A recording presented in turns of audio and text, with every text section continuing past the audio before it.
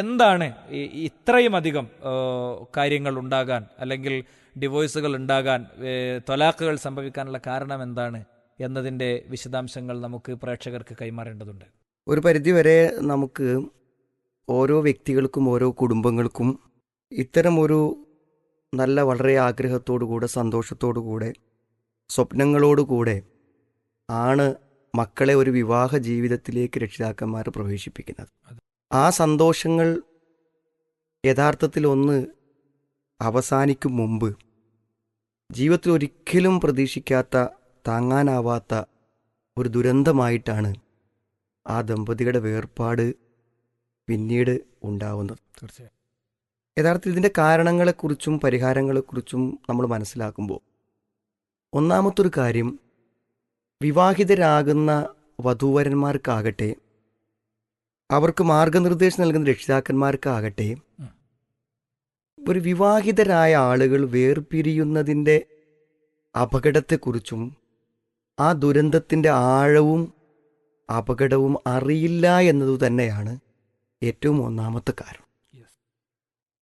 ഞാൻ അങ്ങനെ പറയാനുള്ളൊരു കാരണം എന്താ വെച്ചാൽ, യഥാർത്ഥത്തിൽ ഒരു വിവാഹം കഴിഞ്ഞതിന് ശേഷം വിവാഹമോചനം സംഭവിക്കുമ്പോൾ യഥാർത്ഥത്തിൽ ഈ രണ്ടാളുകൾക്കും ജീവിതകാലം മുഴുവനും കുറേ പ്രതിസന്ധികളെ അവർ തരണം ചെയ്യേണ്ടതുണ്ട്. ഒരു വിവാഹമോചനം നടത്തിയ ഒരു ചെറുപ്പക്കാരൻ പിന്നീടൊരു വിവാഹത്തിന് വേണ്ടി ശ്രമിക്കുമ്പോൾ സ്വാഭാവികമായും അതത്ര എളുപ്പമല്ല. കാരണം ഏതൊരു പെൺകുട്ടിയുടെ രക്ഷിതാവും വളരെ സുരക്ഷിതമായ ഒരു കയ്യിലാണ് തൻ്റെ മകളെ ഏൽപ്പിക്കാൻ താല്പര്യപ്പെടുന്നത്.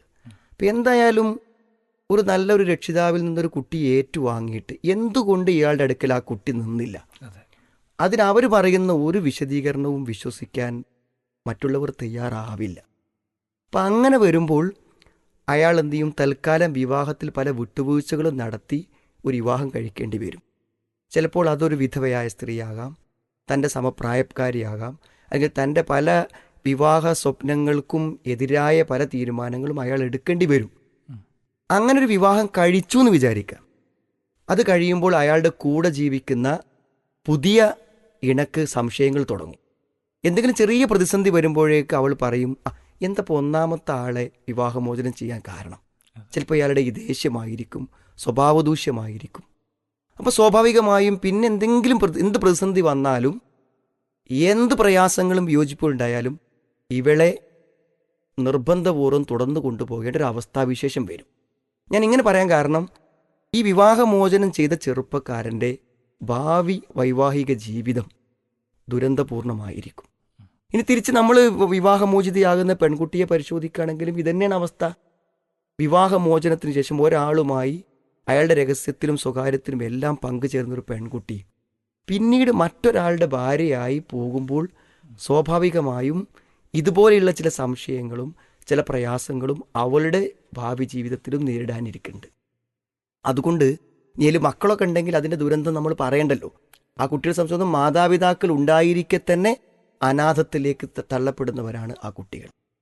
അതുകൊണ്ട് ഇത്രയും അപകടകരമായ ഒരു പരിണിതിയാണ് എൻ്റെ മകൾക്കും അല്ലെങ്കിൽ എൻ്റെ മകനും വരുന്നത് എന്നൊരു ബോധം വിവാഹത്തിൽ ചെറിയ തുടക്കത്തിൽ ഉണ്ടാകുന്ന പ്രശ്നങ്ങൾ വരുമ്പോൾ മാതാപിതാക്കൾ മനസ്സിലാക്കാത്തത് കൊണ്ട് തന്നെ യാതൊരു ആലോചനക്കോ ചർച്ചക്കോ മധ്യസ്ഥതക്കോ ഒരു കൗൺസിലിങ്ങിനോ ഒന്നിനും വിധേയമാക്കാതെ ഏറ്റവും അവസാനത്തെ പരിഹാരമായ വിവാഹമോചനം ഏറ്റവും ആദ്യം ചർച്ചയ്ക്കെടുക്കുന്നു എന്നത് തന്നെയാണ് ഇവിടെ കാണുന്ന ഒന്നാമത്തെ കാരണം.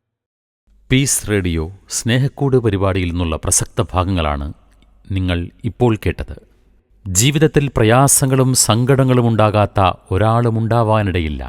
എന്നാൽ സങ്കടങ്ങൾ പങ്കുവെക്കാനും പരിഹാരം നിർദ്ദേശിക്കാനും ആരെങ്കിലുമുണ്ടെങ്കിൽ എന്തൊരാശ്വാസമായിരിക്കും.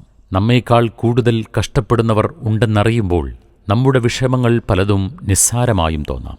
സങ്കടങ്ങൾ പങ്കുവെക്കപ്പെടുമ്പോഴേ പാതി വിഷമം പരിഹരിക്കപ്പെട്ടുവെന്ന ആശ്വാസം വന്നുചേരും. പക്ഷേ അതിന് പറ്റിയ ഒരത്താണി കിട്ടുന്നില്ല എന്നതായിരിക്കും നിങ്ങളുടെ പ്രശ്നം. വിഷമിക്കേണ്ട, പീസ് റേഡിയോ നിങ്ങൾക്കൊപ്പമുണ്ട്. ഗൂഗിൾ പ്ലേ സ്റ്റോറിൽ നിന്നും പീസ് റേഡിയോ ആപ്പ് ഡൗൺലോഡ് ചെയ്യൂ. ഫീഡ്ബാക്ക് ഓപ്ഷൻ വഴി കമന്റ് ചെയ്യൂ.